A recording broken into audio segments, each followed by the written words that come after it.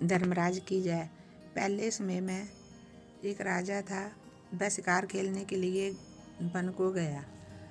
रास्ते में उसने एक हिरण को देखा।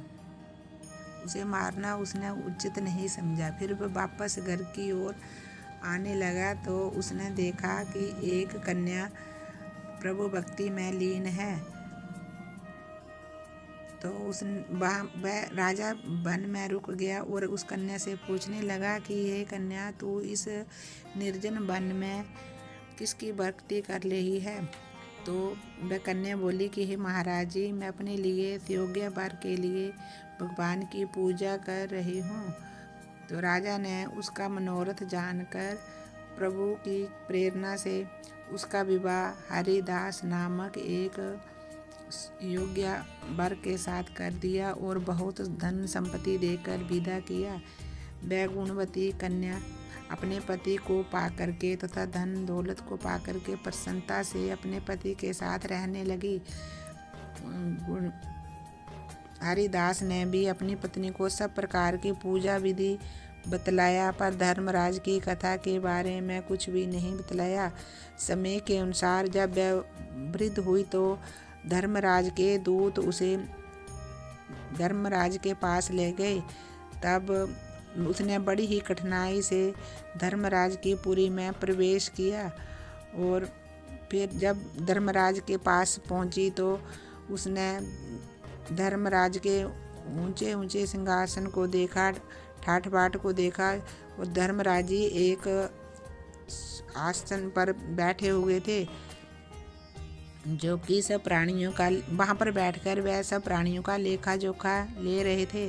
सब प्राणियों का लेखा जोखा ले करके वे जब उन्होंने गुणवती के पाप पुण्य का लेखा जोखा देखा तो वे कुछ अप्रसन्न से हुए और उससे पूछने लगे कि हे गुणवती, तूने सभी देवी देवताओं की पूजा तो की है परंतु मेरे निमित्त कुछ भी नहीं किया है। क्या ये बात सच है या नहीं? तब गुणवती बोली कि हे महाराज जी, मैं आपकी पूजा विधि नहीं जानती थी, इसलिए कुछ भी नहीं करके आई। अगर आप मुझे अपनी पूजा विधि बतलाओगे तो मैं वो भी करके आऊँ। तब धर्मराज ने अपनी पूजा विधि बतलाई और फिर उसको अपने दूतों से कहा कि इसको मृत्यु लोक में छोड़ आओ।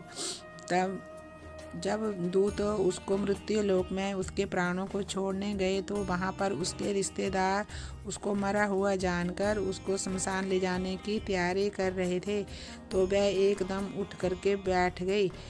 इस तरह गुणवती को जीवित देखकर उसके संबंधियों ने पूछा तो गुणवती ने धर्मराज की सारी कथा कह सुनाई और फिर उसने जब सूर्य उत्तरायण हुआ तो मकर संक्रांति से धर्मराज की कथा शुरू की और फिर अगली मकर संक्रांति तक उसका उद्यापन किया।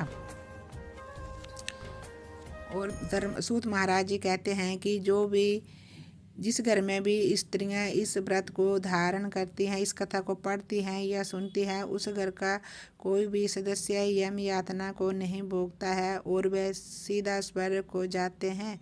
बोलिए धर्मराज महाराज की जय।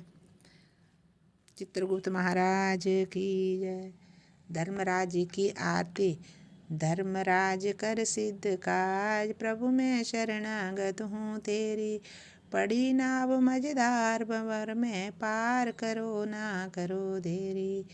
धर्मराज महाराज सिद्ध करो काज, प्रभु मैं शरणागत हूँ तेरी। पड़ी नाव मझधार में।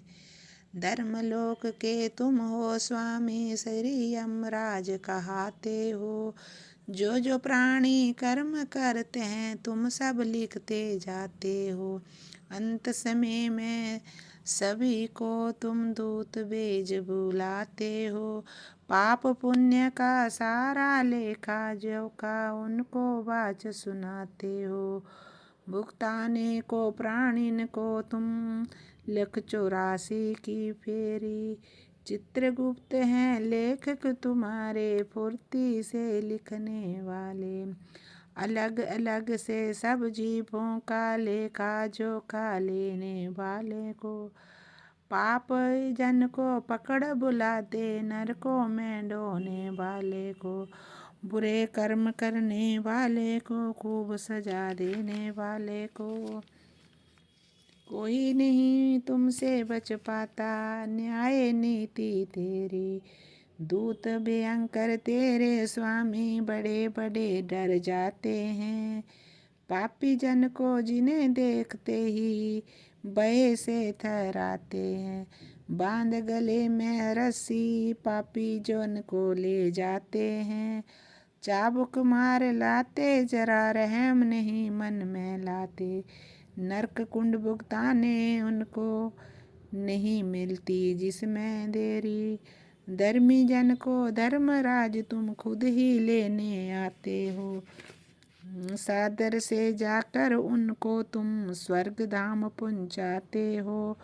जो जन कपट पाप के डर से तेरी भक्ति करते हैं, नरक यातना कभी न पाते, भवसागर से तर जाते हैं।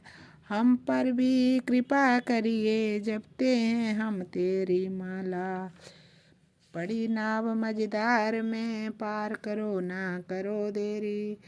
धर्मराज सिद्ध काज करो प्रभु, हम हैं सब तेरी शरणागत में। बोलिए धर्मराज महाराज की जय, चित्रगुप्त महाराज की जय हो।